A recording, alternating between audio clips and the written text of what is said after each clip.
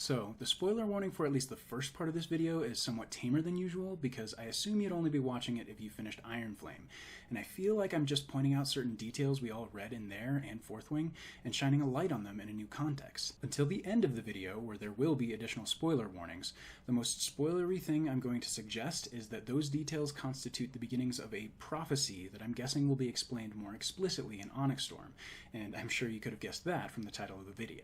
But just in case you ended up here by accident and want to go into Onyx Storm with as fresh a perspective as possible, this is your cue to click away, because now the rest of us are going to get into it. I'm sure anyone watching this is pretty familiar with this specific passage, but just to refresh our memories, allow me to read from chapter 64 of Iron Flame, where Violet is about to ask Andarna to breathe fire for the Basgiath Wardstone. Andarna says, I waited 650 years to hatch, waited until your 18th summer when I heard our elders talk of the weakling daughter of their general, the girl forecast to become the head of the scribes, and I knew you would have the mind of a scribe and the heart of a writer. You would be mine.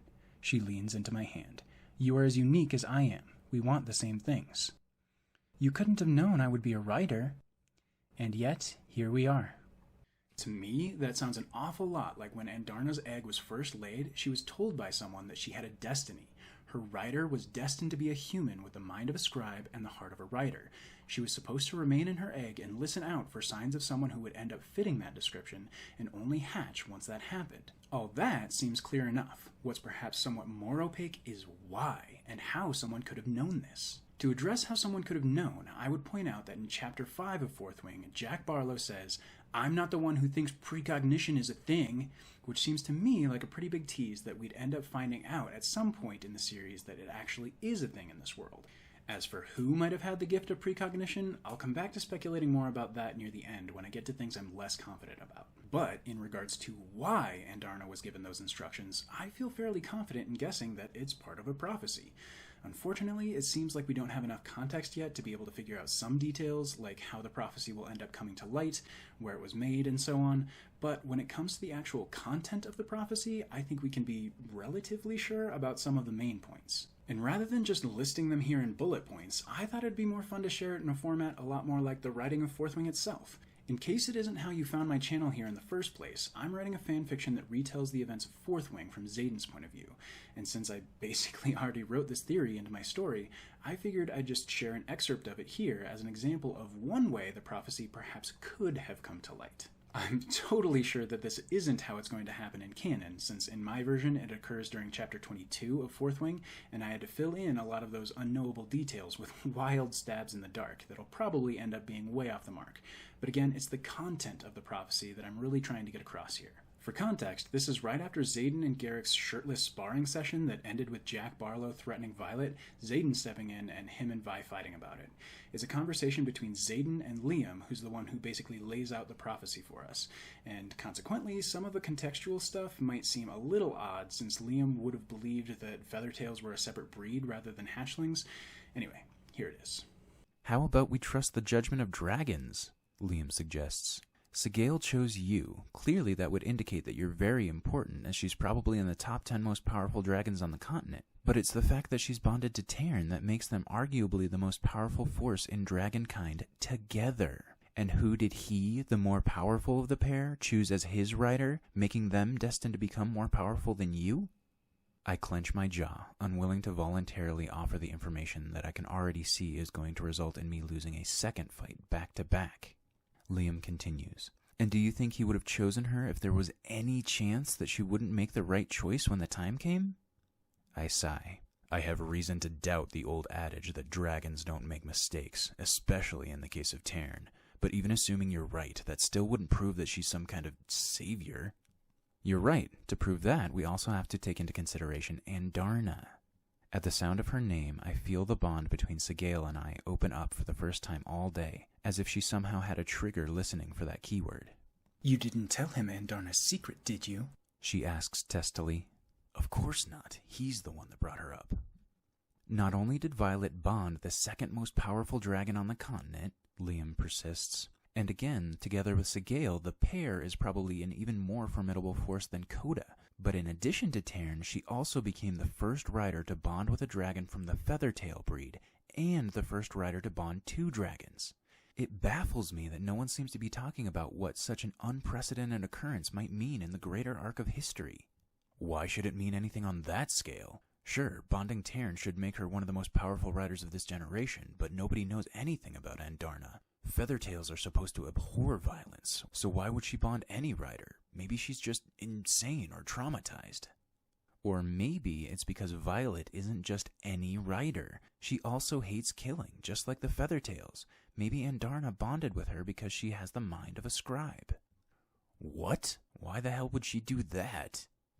I never mentioned this before because I always thought it was just a silly kid's fable, but when I was 12, my mom decided that I should start learning about the revolution, about what she was doing and why. At first, I was terrified about the venin, and to try and make me feel better, she told me about something she'd read in one of her old tomes of runes. She said the book was from the Isle Kingdoms, and in it there was a story about how the venin were defeated in the Great War, but it also made some kind of prediction about them coming back one day. Supposedly it said that the one who could restore nature's balance would be a rider with the mind of a scribe. There was something special about their dragon as well that I don't remember, but what could be more special than it being a Feathertail, the breed of dragon that never bonds with riders? Or maybe that whole nature's balance thing means they're supposed to have one dragon associated with the whole mind of a scribe thing, and a second, more traditional dragon associated with their rider's heart? I don't know, man. I never actually read it myself. I'm just trying to remember something my mom told me over 8 years ago when I was a kid. Exactly, I say, gripping his shoulder in a comforting gesture. I remember how freaked out I was when I learned about venin and what my dad was up to. The talk he gave me was much less comforting, but if he had given me any kind of hope like that, I would have clung on to it for dear life. You're saying you think she was just making it up to help me feel better? Liam asks skeptically. I didn't know Colonel Mari that well, so I'm sure you'd know better than I would. I'm not saying your mom didn't come across something like that. I'm just saying your first impression of it was probably closer to the mark. It sounds like a fable, a fun story written to entertain or comfort kids. Otherwise, that would make it some sort of prophecy or something. But General Melgren's signet is the closest thing there's ever been to precognition, so I just don't see how it could be true. Liam nods with a slightly sad expression on his face. I do take your point, though, I offer. The fact that Taryn bonded her would suggest that she'll eventually become more powerful than me, and he probably wouldn't have if he wasn't sure she'd end up on the right side of the revolution. And maybe there's something, who knows what, to the fact that she's also the first rider to bond a Feathertail and a second dragon. I'll try to be less wrapped up in myself and recognize that she's likely to play a huge role in things. Yeah, good. That's the main thing I was after. Just be cognizant of the fact that she's not her mother. I'm positive that she'll come over to our side and be a super important part of the revolution. Plus, the two of you will be stuck together forever because of your dragons, so maybe cool it with being at each other's throat all the time. Liam starts heading for the door. And I don't know about the other thing, Liam muses, pausing with his hand on the door handle. I was thinking right along those same lines you just laid out for years, but Violet's story seems to be fitting with that one my mom told me uncannily well. To me, at least, it feels like that would be a suspiciously accurate coincidence. With that, he walks out and closes the door behind him. I'm left there not knowing what to think.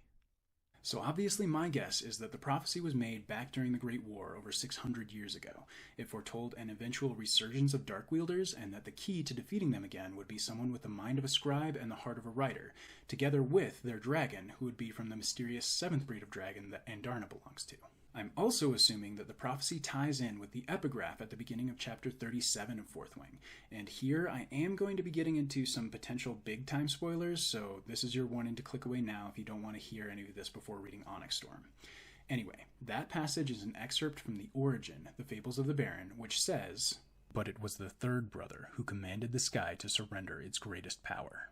And then later on in that same chapter, a venin tells Violet that she could command the sky to surrender its greatest power.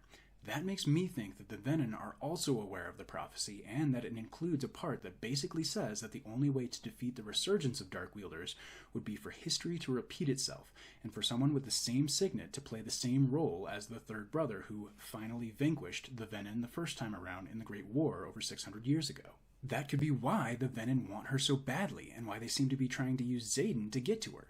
They know that she is this potential savior, the one with the power to stop them, or perhaps the power to ensure their victory if they could corrupt or control her. I speculate more about this in the theory video I made about who I think the main villain will turn out to be. I dive much deeper into analyzing that excerpt from the Origin and what I think it implies about things we might expect to happen during Onyx Storm. And as for what this Venin vanquishing power is, the signet that Violet presumably shares with the third brother from the Origin, I dive into that in this theory video I made about Violet's second signet, so check those two out if you want 28 more minutes of content diving into this stuff.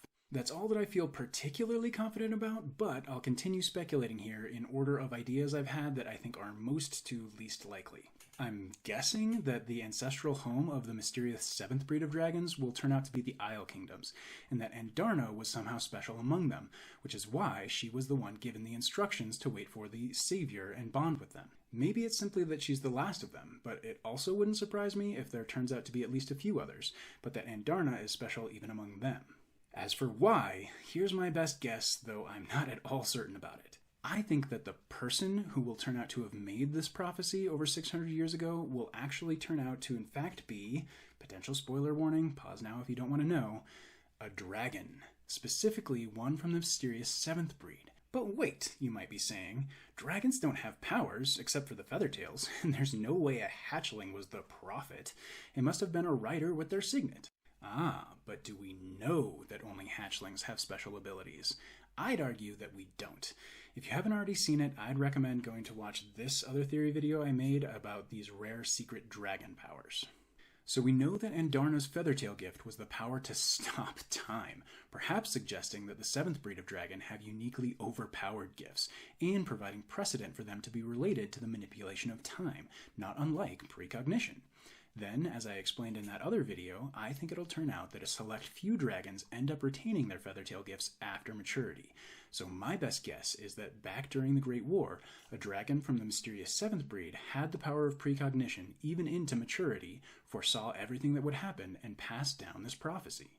I have a couple last thoughts about this, but now I'm going to get crazy speculative. If Violet is the new version of the third brother from the Origin, Andarna would be the new version of his dragon. So who was that? My complete stab in the dark is that that dragon was the one who made the prophecy back in the day. And finally, whoever the prophet was, maybe they simply foresaw that it would be Andarna specifically that would fulfill this role, and that's why they told her about it when her egg was first laid. But wouldn't it be poetic if it was the third brother's dragon, and the reason that Andarna is special even among the seventh breed is because she is that dragon's daughter? Anyway, if you want more of this kind of thing, you can click here to watch the theory videos I made about Vi's second signet, the main villain, and secret dragon powers, or over here to listen to the audio version of my fanfiction that retells the events of Fourth Wing from Xaden's point of view. Thanks for watching.